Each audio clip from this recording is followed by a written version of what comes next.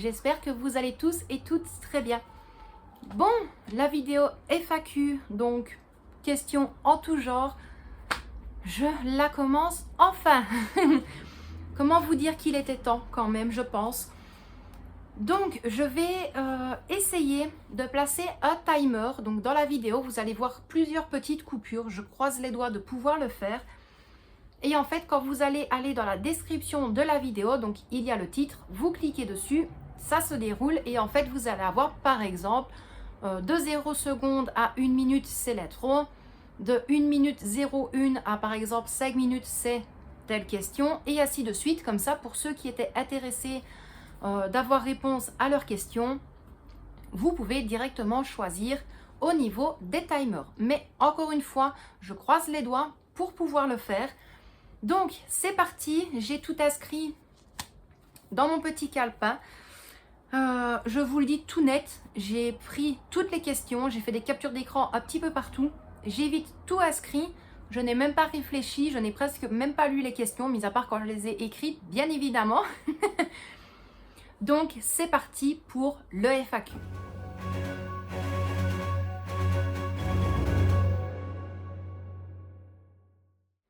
Bon, la première question, c'était « Est-ce que la pandémie a modifié ta manière de faire les stocks ?»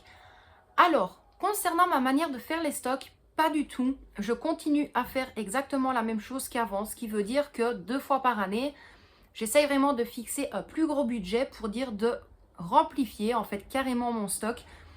Maintenant, il est vrai que c'est toujours la même chose. Donc, un stock, un garde-manger ou une réserve alimentaire, il faut qu'elle tourne et ne pas avoir un stock pour dire j'en ai un en cas de besoin, en cas de pépin et ne jamais aller dedans.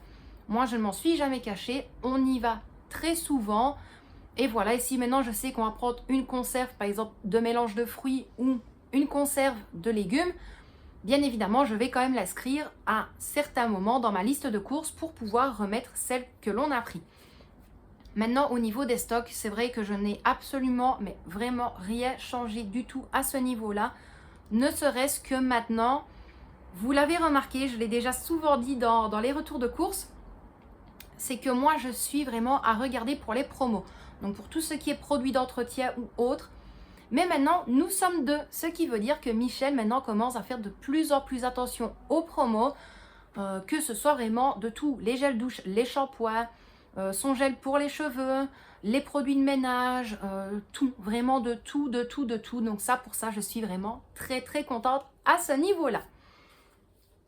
Ensuite, comment t'est venue l'envie de commencer à partager sur YouTube ? Alors, je pense que bien avant octobre 2019, j'avais commencé déjà à créer un compte Instagram. Si vous voulez, je vous le mets en dessous, mais c'est vraiment le tout premier que j'avais créé. Et en fait, sur celui-là, je partageais vraiment tout. Donc, ça s'appelait déjà le quotidien d'une famille. Donc, bien avant YouTube, c'est pour vous dire. Et en fait, je partageais mes petits caddies de ménage. Je montrais des photos de mon ménage qui avait été effectué. Mes petites routines, donc celles du matin, celles du soir. Les petites sorties que j'effectuais avec Victoria. Et ainsi de suite, en fait. Et à un moment donné, je me suis posé moi-même la question, bah tiens, pourquoi est-ce que je ne ferais pas vraiment pour moi me divertir, faire quelques petites vidéos et les placer sur YouTube. Donc, il est vrai que à ce moment-là, je ne pensais absolument pas arriver au stade auquel je suis pour l'instant sur YouTube, honnêtement. Donc, j'ai hésité, ça me freinait un petit peu. Je me suis dit, est-ce que je le fais, est-ce que je ne le fais pas? Donc, j'avais créé le nom. J'avais pris exactement le même nom que j'avais sur Instagram, donc le quotidien d'une famille. J'avais déjà commencé à inscrire tout le texte, ce qui veut dire que j'avais mis que je m'appelais Laetitia, j'avais tel âge, que j'étais maman d'une petite fille de tel âge qui s'appelait Victoria et que j'étais mariée depuis autant de temps avec Michel, ouvrier d'entretien. Enfin voilà, j'avais vraiment tout mis dessus. Et je pense que c'est peut-être la toute première vidéo que j'avais mise sur YouTube, mais elle a été effacée depuis parce qu'elle avait été faite vraiment n'importe comment.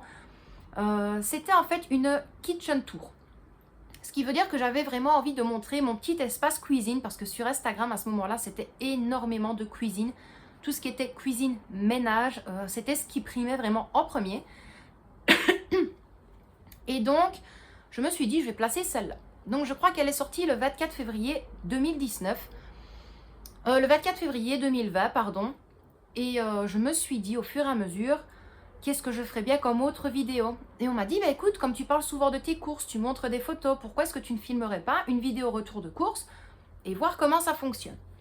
Bon, je pense que la seconde vidéo, elle ne faisait même pas 3 minutes. J'ai filmé le retour de course rapide, je ne parlais même pas, la qualité était médiocre pour vous dire. J'avais en plus montré de ça le petit passage, donc sur le retour du chemin, il faisait vraiment très très bon. Donc on avait été dans un petit parc avec la petite et ça s'était arrêté à ça. La troisième vidéo, je pense que c'est vraiment celle-là qui a fait que j'ai commencé à monter légèrement sur YouTube, c'était l'organisation du congélateur.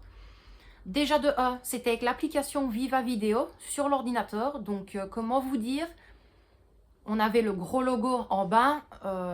Il y avait plusieurs musiques, ça c'était pratique.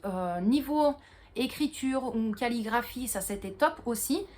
Les différentes dissolutions entre les images, c'était excellent pour ça. Mais voilà, ça coûtait quand même assez cher de payer pour une application que je n'étais même pas sûre en fait de me dire est-ce que je vais l'utiliser ou pas dans le futur. Et en fait, cette vidéo-là, je pense que c'est peut-être un mois après, j'avais déjà atteint 1000 vues. Donc, chose que je n'en reviens absolument pas. Et je me suis dit, j'ai eu un tilt à ce moment-là. Et je me suis dit, ben écoute Laetitia, si cette vidéo-là fonctionne, pourquoi est-ce que tu ne mettrais pas une vidéo donc, j'avais mis en fait un style d'intro de vidéo pour prévenir de la vidéo qui allait arriver justement. Donc, je crois que là, c'était le rangement et le nettoyage de la chambre de la petite. Là, ça avait diminué. J'avais fait peu de temps après un gros, mais très très gros retour de course au niveau du Luxembourg. Je me suis dit, allez, tant pis, peu importe ce qu'il y avait dans le retour de course, c'est pas grave. Te prends pas la tête, tu filmes. Pas encore de face caméra, bien évidemment. Une petite voix toute douce, toute timide. Je n'osais absolument pas parler, pas comme maintenant. Et celle-là, ça a été pareil. Je crois que c'est vraiment les deux vidéos. Donc l'organisation du congélateur et le tout premier retour de course. Donc vraiment le tout gros. Si vous voulez, je vous le mets dans le petit i. Qui a fait vraiment que ça a augmenté petit à petit. Et en fait, j'ai vraiment été étonnée parce que la toute première vidéo, c'était Hélène Hazard qui avait commenté. Et la deuxième personne, ça a été ma belle et petite Astrid. Donc comment vous dire que quand vous êtes sur mes lives et que vous voyez la plupart des gens parler énormément avec moi, c'est vraiment ceux qui sont là depuis le début. Donc je me dis, presque un an et demi après, vous êtes toujours là. Et à en parler, franchement, je vous mens pas, j'ai des frissons, j'en reviens toujours pas d'avoir, je vous l'ai toujours dit, une communauté comme ça derrière moi. Donc voilà, vraiment l'envie de commencer sur YouTube, ça a été ça. Ça a été mes débuts sur Instagram, j'ai vu que ça plaisait de plus en plus. Je me suis dit pourquoi pas ne pas partager ça avec un autre monde extérieur qu'Instagram. Et puis voilà, de partager vraiment le quotidien d'une famille en général, sans chichi, sans blabla, sans se cacher derrière une image ou autre. Et voilà, et moi c'est comme j'ai dit, je préfère que la chaîne grandisse petit à petit plutôt que d'avoir un pic d'abonnés, un pic de vues d'un coup. Et je pense que ça me ferait extrêmement peur. Mais vraiment, je préfère avoir, comme j'ai eu une fois, je crois que j'en ai eu 15 ou 20 sur une journée, ça allait. Mais je pense qu'arriver à un seuil de 80, 90, 60, 100 personnes, ça me ferait très très peur. Honnêtement, je pense que je paniquerais de me dire « Ah là là, ah oui, c'est monté d'un coup. » Voilà, et que j'y croirais pas du tout. Et puis après, j'ai atteint bien évidemment le cap des 1000 abonnés. Et c'est pareil, j'avais fait donc le live 24 heures, presque 24 heures, mais honnêtement, c'était vraiment top pour ça. Donc voilà, j'espère que j'ai bien répondu à ta question. Ensuite, arrives-tu à vider ton congélateur avant un départ en vacances? Alors moi, je vais dire que je ne fais pas partie de cette team-là. C'est bête pourtant, mais si vous voulez, vous l'avez déjà remarqué et cette question-là arrivera dans le FAQ spécial budget. C'est que nous, quand on part en vacances, on ne fait pas de courses en début de mois. Ce qui veut dire on ne veut pas qu'il y ait de la nourriture qui traîne dans le congélateur ou autre au niveau des étagères, des légumes ou voilà. Donc, comment vous dire que, enfin si, on fait quand même quelques courses, mais pas comme des grosses courses. Et en fait, juste avant de partir, je fais vraiment une séance où je m'aide en cuisine. Donc, je vais y arriver. Donc, un style de batch cooking mélangé avec un meal prep, mais tout dans le congélateur. pour avoir quelques plats quand on rentre des vacances et se dire, voilà, on n'a pas besoin de recalculer, d'aller faire les courses parce qu'on revient, il faut vider la voiture, il faut ranger tout, il faut faire les lessives, il faut replier le linge, tout. C'est vraiment très très compliqué. Et puis après, il faut le temps aussi de récupérer. Donc maintenant, il est vrai que le congèle ne déborde pas, mais j'aime bien par sécurité. Bon, maintenant, il y aurait une panne de courant, malheureusement, tant pis, ce serait des choses gâchées.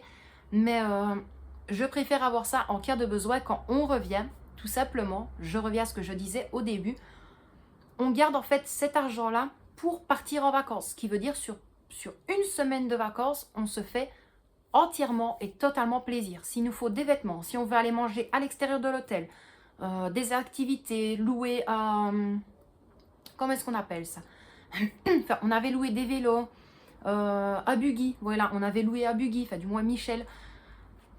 Donc, c'est vrai que ça peut porter à confusion de se dire, oui, mais si tu gardes, s'il y a une panne de courant, même de pas longtemps, que ça viendra dégivrer, il est vrai que le frigo et le petit congélateur, je ne le laisse jamais plein. Je préfère privilégier mon gros bahut. Je le mets en surgélation et moi ce que je fais, c'était une astuce vraiment banale, je vais dire ça comme ça, c'est que je mets un gobelet ou une bouteille d'eau transparente si vous voulez, remplie jusqu'au dessus, je la mets congelée et une fois qu'elle est congelée, je l'ouvre et je mets une pièce sur le dessus. Je la referme, je la laisse droite. Si on revient de vacances et que la pièce n'a pas bougé de niveau, c'est que c'est bon. Si maintenant je vois qu'elle a descendu dans l'eau, dans la bouteille et qu'il y a de la glace au-dessus, je sais qu'à ce moment-là, il y a eu quand même une panne de courant assez importante et que ce qui est dans le congèle est perdu malheureusement. Alors, envisages-tu de faire l'acquisition d'un robot pour t'aider dans le ménage ou en cuisine et si oui, le ou lesquels? Alors, pour m'aider dans le ménage, moi, il est vrai que je suis vraiment très très vieille époque, comme je dis. Loin de là, par contre, l'acquisition que j'ai fait il n'y a pas longtemps me sauve énormément, ce qui veut dire un aspirateur sans fil. Ça, c'est vraiment un gain, mais de temps incroyable. Donc, je n'ai pas besoin de m'amuser à débrancher, à rebrancher ailleurs. Ça, franchement, c'est top. Mais il est vrai que j'aimerais quand même qu'on parte toute une journée en sachant qu'il y a le chat à la maison. Elle ne bouge pas beaucoup, mais bon, voilà. J'aimerais bien vraiment avoir un petit aspirateur robot qui fait fonction laveur. C'est vraiment une chose que j'aimerais bien, mais voilà, les prix sont mirobolants. Et si c'est pour prendre un qui n'est pas, enfin, qui est bas de gamme, je vais dire ça comme ça, et que je dois le remballer entre guillemets toutes les 2 semaines, je préfère pas. Donc je pense que dans pas longtemps, je vais essayer d'économiser pour ça, même si pour moi c'est vraiment pas le plus important. Et sinon, au niveau de la cuisine, vous l'avez remarqué, c'est un petit peu la même chose. Au niveau des pâtes, je fais souvent tout à la main, au fouet. Enfin voilà, toujours vieille époque, hein, mis à part mon cookie, ça c'est vraiment quand on a emménagé ici. Michel m'a fait ce cadeau-là. Avec l'argent qui nous restait de la vente de la maison. Mais malgré tout, je sais que pour certaines préparations niveau pâtisserie et gâteau, j'aimerais faire l'acquisition d'un robot. Pas spécialement un robot pâtissier style KitchenAid ou autre. Mais voilà, vraiment un petit robot, ben, oui, qui avec la palme, enfin la feuille, pour pétrir et alors pour fouetter. Je vais y arriver. Voilà, vraiment quelque chose de basique et de tout simple. Maintenant, il est vrai que si j'aurais l'opportunité de me l'offrir, et encore, franchement, et encore, il y a le style de robot, un peu comme le compagnon de style Lidl. Je ne sais plus du tout comment il s'appelle. Je sais plus. Là, j'ai un trou. Mais je me dis que oui, quand on veut gagner du temps, mais moi, le problème, c'est que j'aime bien surveiller moi-même mes cuissons. Je n'aurais pas envie d'avoir un robot, entre guillemets, qui gère à ma place le mode de cuisson. Donc voilà, style une crème pâtissière, j'aime bien la faire moi-même et prendre le temps de la faire. Ma crème bavaroise, c'est la même chose, j'aime bien prendre le temps de la faire. Mais sinon, il est vrai que si je devrais choisir donc pour le ménage, c'est ou un robot aspirateur avec la fonction laveur également, ou même un balai vapeur, peu importe. Et alors pour ce qui est de la cuisine, donc un simple robot style pâtissier, voilà, même de bas de gamme, ça, parce que voilà, je ne vais pas vraiment l'utiliser très très souvent. Mais il est vrai que j'ai mes petites idées en tête, mais c'est vraiment les deux robots qui me passent par la tête. Alors, Je n'arrive même plus à me relire, c'est fou ça quand même. Comment gères-tu ta vie de maman, ta vie d'épouse et YouTube? Alors, au tout début qu'on est arrivé d'ici, j'ai complètement changé mon organisation. Ça peut vous paraître bizarre. Pour ceux qui m'ont suivi avant sur mon ancien compte Instagram, j'avais mis une photo et personne ne m'a cru. Quand on était dans la maison, je ne sais pas si c'était un manque de motivation ou le fait qu'à ce moment-là, Michel ne prêtait pas attention à ce que je faisais. Mais voilà, le ménage était bâclé. Moi, mon linge, je ne le rangeais jamais. Ça restait dans les mannes ou dans des sacs. Mon lit, c'est limite si je le faisais tous les jours, en sachant que je dormais toute seule. La petite dormait dans sa chambre et Michel a toujours dormi à ce moment-là dans le fauteuil. Donc voilà, c'était vraiment un manque de motivation et pas du tout l'envie en fait de faire quelque chose. Désolée. Donc, mais par contre, quand je suis arrivée ici, ça a changé du tout au tout. Quand j'ai vu l'état de l'appartement, quand nous sommes arrivés, je n'en revenais pas. Ce qui veut dire qu'on passait le doigt sur 2 cm au-dessus de la porte, c'était noir, de chez noir. Limite, vous mettez votre main dans du charbon, c'était exactement la même chose. Donc j'ai relevé mes manches, comme on dit, et j'ai vraiment commencé à être extrêmement maniaque. Maintenant, il faut savoir que Michel lui est arrivé ici début février 2019, pardon. Et nous, à ce moment-là, moi et la petite, on vivait toujours à la maison. Donc Michel revenait des fois le vendredi soir, il repartait le samedi matin ici. Mais donc je gérais le ménage ici. Je venais soit avec les gamelles pour Michel ou je cuisinais ici pour éviter d'user du courant à la maison. Mais voilà, donc je gérais ici, plus la maison. La petite qui allait à l'école, je rentrais. Je récupérais la petite à 15h30 à l'école. De là, on revenait à la maison déposer la mallette. On repartait au bus pour revenir ici jusque le soir et on retournait à la maison. Donc c'était vraiment très compliqué à ce moment-là. Mais aussi sinon, donc comment est-ce que je gère ma vie de maman, de femme et pour YouTube? Je fais quand même malgré tout la part des choses. Ce qui veut dire que YouTube, j'essaye de filmer vraiment au moment de la journée où je sais que je vais être tranquille et toute seule. Ce qui veut dire que Victoria est à l'école, Michel est au travail. Si je sais que j'ai un certain laps de temps pour filmer quand il n'est pas là, je le fais. Si maintenant je ne sais pas le faire, tant pis, je ne le fais pas. Et alors Victoria, quand elle revient de l'école, fatalement, je ne vais pas m'amuser à tout le temps filmer non plus. Mais voilà, je fais quand même ma part des choses, donc mon rôle de maman, mon rôle de femme au foyer, ou bien évidemment, je passe des soirées avec Michel. Si on doit sortir quelque part, je ne vais pas m'amuser à être sur YouTube, à penser à filmer tout le temps pour YouTube non plus. C'est si vraiment j'ai un tilt et que je me dis, oh bah tiens, je vais filmer ça, je le fais. Mais je ne vais pas primer pour YouTube sur ma vie de famille. Donc c'est ça que je dis, si maintenant on décide de faire une sortie, je prends l'exemple par contre de la... Donc je disais, deuxième coupure, jamais au grand jamais je vais primer donc, pour YouTube sur ma vie de famille. Donc c'est ça que je disais quand on est allé à Walibi, c'est parce que je filme les moments qu'on passe en famille et bêtement je me suis dit bah, pourquoi ne pas partager ça avec vous en sachant que je n'ai pas su tout vous montrer parce que des fois je filmais, donc pas en mode cinéma, je vais dire ça comme ça, mais plus en mode Instagram. Voilà, pour ceux qui savent faire la différence. Mais je ne vais pas me dire, tiens, je vais prendre mon téléphone, tiens, je vais prendre ça pour filmer si on part en week-end, si on part une semaine en vacances. Non, non, non. Vraiment, ma vie de famille passera avant YouTube, ce qui est normal. Donc, je fais vraiment la part des choses à ce niveau-là. As-tu des astuces? Alors, si c'est des astuces pour savoir comment je gère un petit peu tout, je mets toujours de mon planning. Donc, je pense que je l'avais montré en vidéo, je crois. Donc, c'est un planning sur toute ma semaine. Donc, tous les matins, j'essaye de me maintenir à ma routine du matin. Tous les soirs, ma routine du soir. Le matin, je m'occupe de la petite. Je prends le temps des fois de déjeuner avec elle. Je l'amène à l'école. Je reviens. Si Michel est là, je passe un petit temps avec lui. Et voilà. Et en fait, je continue tout ça. Mais on va dire que j'essaye de gérer autant ma vie de maman, autant ma vie d'épouse et autant ma vie pour YouTube. Tout planifié. En fait, c'est comme je l'ai toujours dit, je n'ai absolument pas honte à mon âge d'inscrire des choses partout. Ce qui veut dire que j'ai mon carnet, j'ai un autre petit carnet, j'ai tout sur une to-do list qui est sur sur le PC. J'ai une application sur mon téléphone qui me fait des rappels toutes les heures si j'ai oublié de faire certaines choses. J'ai mon petit calendrier dans la cuisine où c'est pareil, un petit tableau blanc où j'écris tout dessus. En fait, moi je me dis, si on n'a pas envie d'oublier et de savoir gérer ses journées, c'est vraiment de tout inscrire. Parce qu'il est possible que tiens, vous allez tellement être fixé sur votre ménage, sur vos repas ou autres, que vous allez vous dire en fait journée, mince, au final j'avais un rendez-vous, j'ai oublié, je devais passer un coup de téléphone, j'ai oublié. Donc moi ma façon de gérer c'est vraiment je note tout, mais par certains moments de la journée, tout simplement.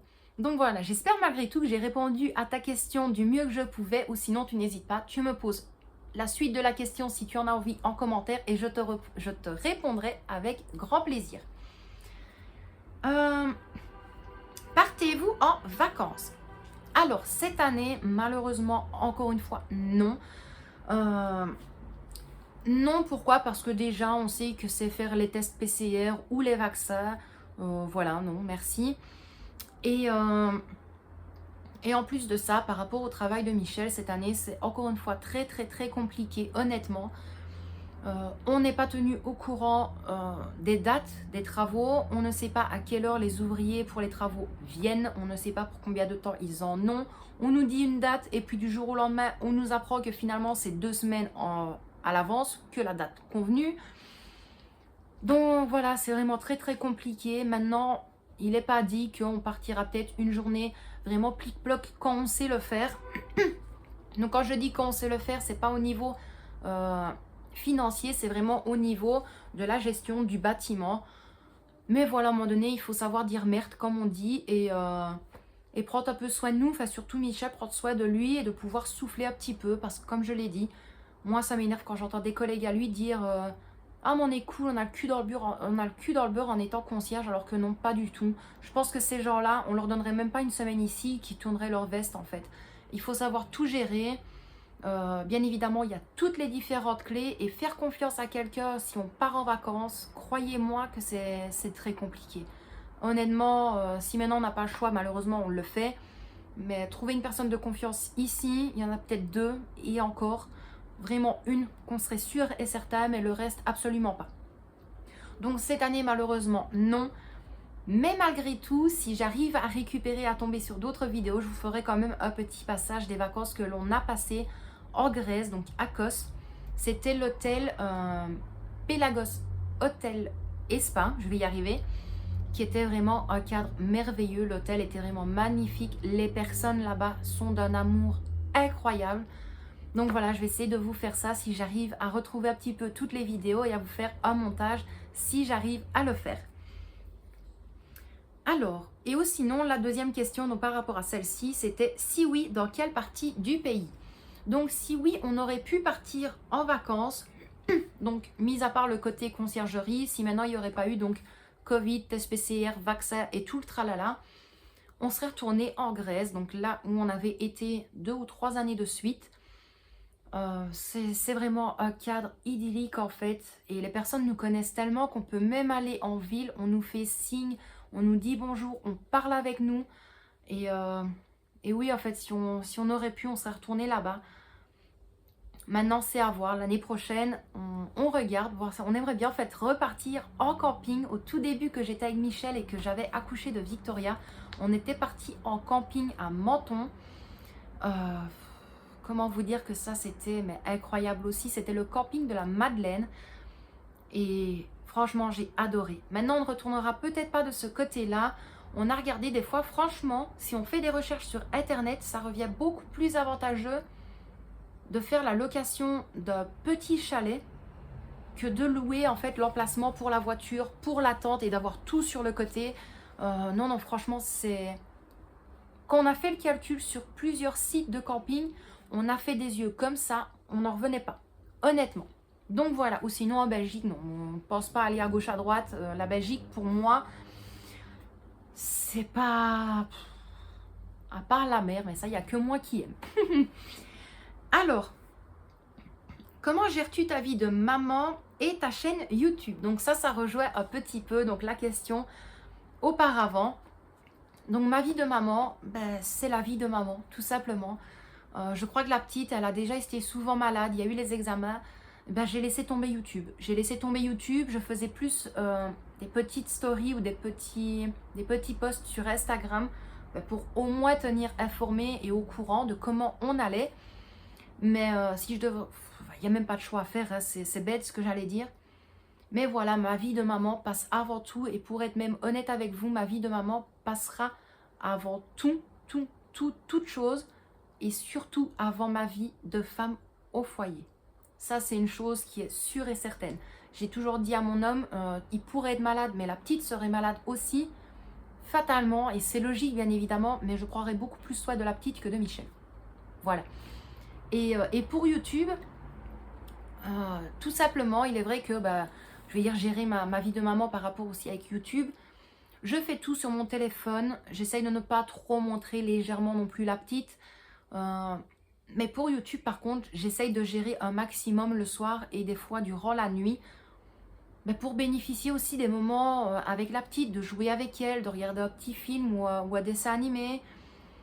Donc j'essaye vraiment de tout catégoriser, de tout planifier et de me dire voilà, arrivé à une telle heure, je prends possession du PC ou dans le lit bien tranquillement, être sur mon téléphone à effectuer les montages, prendre mon carnet, noter mes idées pour les vidéos.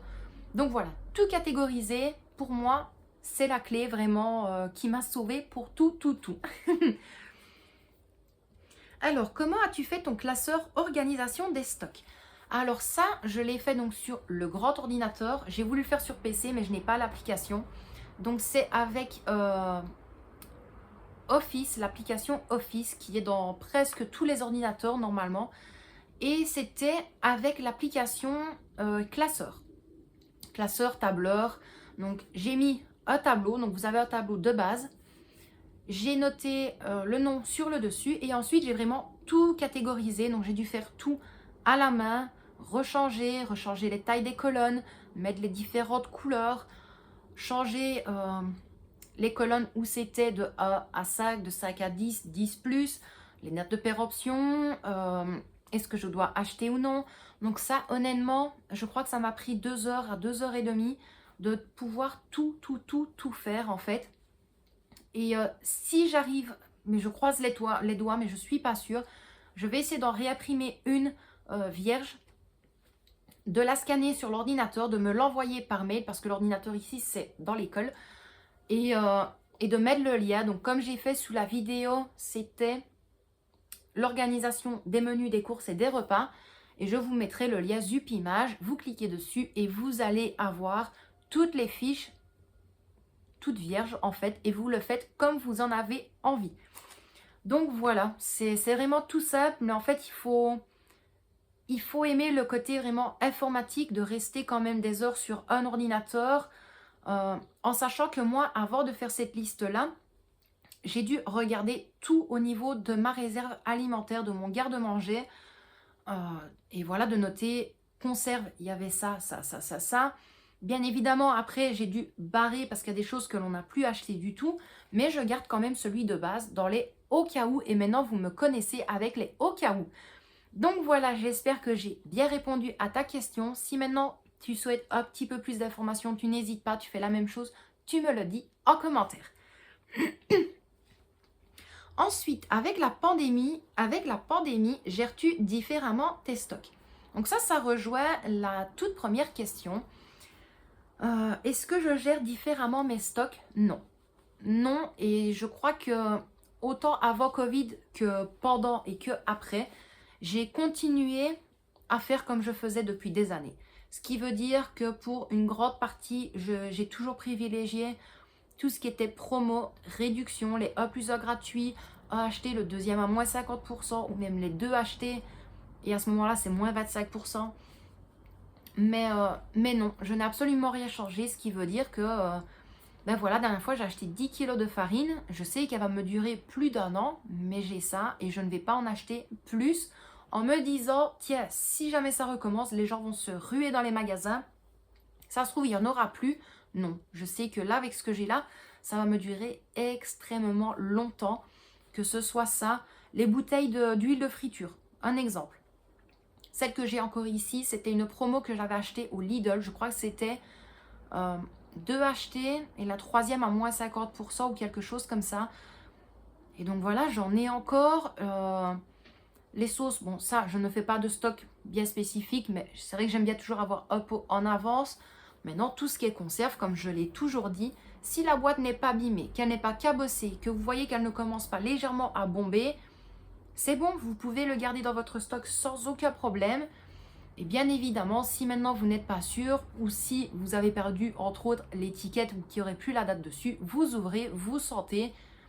S'il n'y a rien d'alarmant, il n'y a pas de souci. Si vous n'êtes pas sûr, autant jeter que de se rendre malade. Mais ou sinon, non, ce n'est pas parce qu'il y a eu donc la pandémie que j'ai vraiment changé ma façon de faire en fait, tout simplement. Pareil, j'espère que j'ai bien répondu à ta question. Sinon, pareil, tu n'hésites pas, tu me le dis en commentaire. Vous voyez quand je parle de trop et que je ne bois pas. Voilà. Est-ce que niveau budget, tu as dû changer la chose dans ton fonctionnement?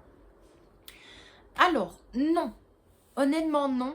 La seule chose que j'ai dû faire à ce moment-là, durant la crise, c'était gérer Michel, en fait. Parce que lui, il n'aimait pas fatalement rester H24 à l'intérieur. Donc, quand on pouvait sortir et aller dans les magasins, ben, il y allait presque tous les jours. Donc, c'était quand même très, très, très compliqué. Il revenait une fois avec 50 €, le lendemain avec 120 €. 2 jours après, il revenait avec 150 € de course. Alors, à un moment donné, j'ai dû vraiment limite le freiner. Et petit à petit, ça a été. Mais sinon, niveau budget, je n'ai absolument rien changé, rien modifié. On reste toujours sur la même longueur. Maintenant, si je devrais une fois le modifier, je le ferai.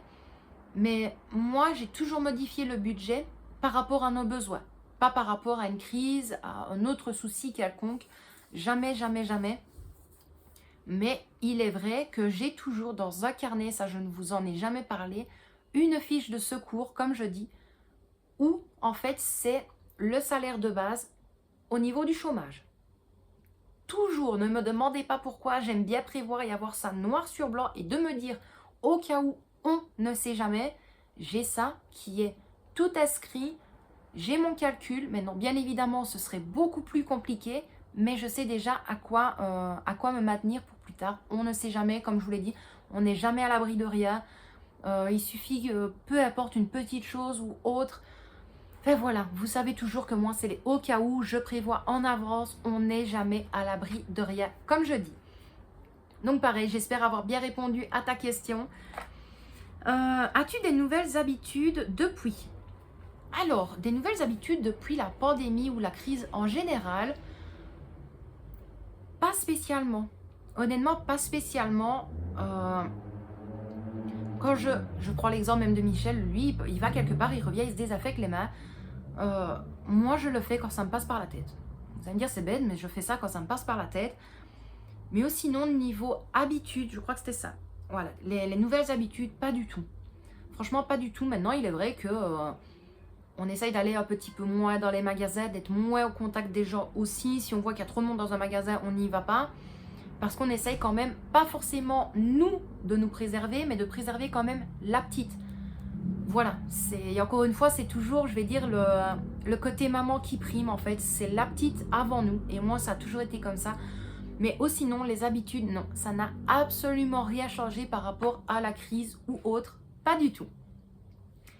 Alors, dernière question, avec plusieurs groupes dans la question. C'était, je mange régulièrement moins de viande. As-tu des idées, recettes, repas sans viande?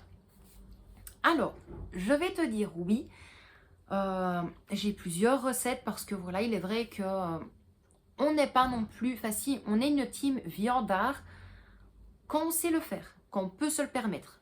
Voilà, il suffit que, je prends un exemple, on a acheté 10 kilos de viande, on sait que ça va nous tenir 2 mois.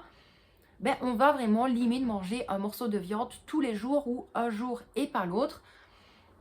Mais aussi sinon, oui, j'ai quand même plusieurs idées recettes, j'ai plusieurs idées repas sans viande. Maintenant, si ça t'intéresse, tu me le dis également en commentaire. Et si tu veux, pour répondre à cette question-là, j'essaierai de faire une petite vidéo un peu style comme une journée dans mon assiette, mais pas vraiment. Donc, je vais vraiment filmer plusieurs repas où je ne fais absolument pas la viande avec. tout simplement. Donc pas des choses extrêmement élaborées comme je dis souvent. Mais voilà, si maintenant ça pourrait te plaire ou te faire plaisir, tu me le dis et je ferai ça avec un très très grand plaisir. Et en plus de ça, ça fera une vidéo en plus à noter dans mes idées de vidéos pour YouTube. Bon, mes loustiques, j'ai beau regarder. J'ai répondu à toutes les questions. Donc voilà, j'espère avoir bien et très bien répondu à tout le monde. En toute logique, je n'ai rien oublié. Il est vrai qu'il y avait 2 questions qui se rapprochaient, donc j'ai préféré les inscrire répondre à une seule regroupée. Je sais qu'on m'a souvent demandé quand est-ce que c'est venu l'idée d'être sur YouTube et tout ça. Donc voilà, si maintenant il suffirait que j'ai loupé une question, vous n'hésitez pas, vous me le dites en commentaire. À la limite, vous me mettez un petit attention. Laetitia, tu as oublié ma question. Et je referai sans problème une future, pas une précédente Laetitia, une future vidéo FAQ. Si maintenant, il y a des personnes qui, je le sais très bien, on me l'a souvent dit sur Instagram, qui regardent mes vidéos, qui sont là sur les lives, mais qui se font très discrets, très petits et qui ne commentent pas. Si maintenant, malgré tout, vous avez des questions pour une prochaine et future vidéo FAQ, vous n'hésitez pas. Normalement, il y a mon adresse mail ou s'il faut, je la mettrai dans la description de la vidéo. Il y a mon Instagram ou alors vous pouvez bien évidemment le mettre dans les commentaires. Je pense que ça s'est vu à plusieurs reprises que la chance que j'ai avec la communauté que j'ai derrière moi, c'est qu'il n'y a jamais de blabla sur un ou sur l'autre et personne ne va dénigrer en fait votre commentaire. Moi, je l'ai dit, je prends tout au niveau des questions. Je vous l'ai dit, je suis vraiment libre à ce niveau-là, donc ne vous tracassez pas, rien ne compte me choquer en fait au niveau des questions. Donc mes petits loustiques, cette vidéo va être très longue. Comme je l'ai dit, j'espère que j'ai su mettre les timers, ou sinon je m'en excuse vraiment, mais au pire je vous mettrai quand même les minutes de différentes questions. Donc je vous remercie infiniment d'avoir regardé cette vidéo. J'espère que j'ai répondu à chacun d'entre vous, à chaque personne qui m'ont posé des questions.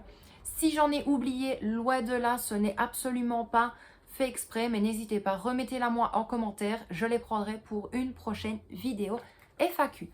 Donc mes loustiques, moi je vous envoie d'énormes bisous. Encore mille merci d'avoir posé toutes ces questions. Franchement, ça me fait extrêmement plaisir. En fait, j'ai plus de plaisir à avoir plein de questions qui ne sont pas souvent posées sur la chaîne ou autres, et ça j'adore.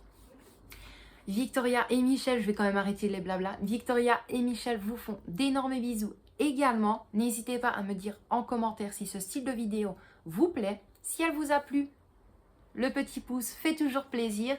Si tu es nouveau ou nouvelle sur la chaîne, tu peux t'abonner et activer la petite cloche. C'est entièrement gratuit.